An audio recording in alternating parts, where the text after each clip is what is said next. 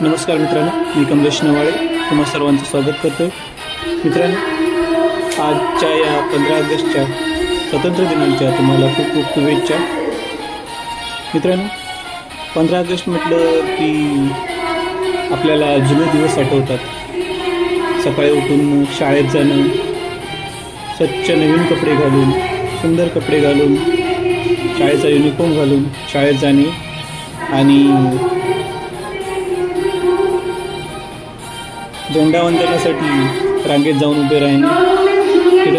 आज मीही माझ्या मुलाच्या शाळेत गेलो होतो.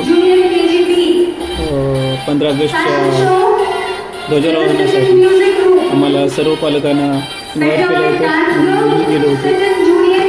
अतिशय सुंदर असा कार्यक्रम झाला होता आणि त्या कार्यक्रमात अनेक अतिथी उपस्थित होते.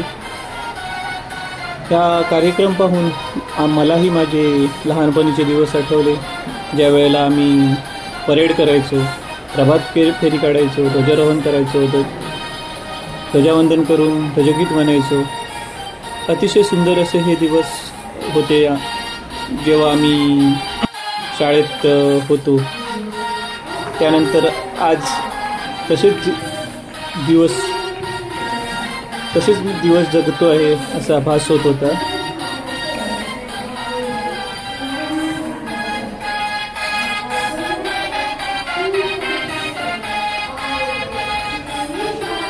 मित्रांनो, आताही शहरातल्या टोलेगंज इमारती, शाळेच्या इमारती अतिशय आखीव इमारती असल्या तरी तेव्हा लहानपणच्या आमच्या चिरेबंदी अशा कौलारू शाळा आठवतात.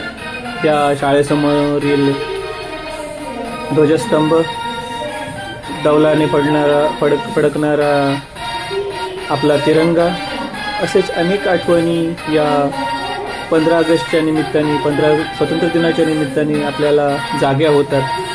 मित्रांनो, अतिशय मंतरलेले दिवस होते जेव्हा आमचं बालपण होतं. विशेषतः जे 70व्या 80व्या दशकात ज्या लोकांचा जन्म झाला त्यांचे लहानपणीचे दिवस हे अतिशय मंतरलेले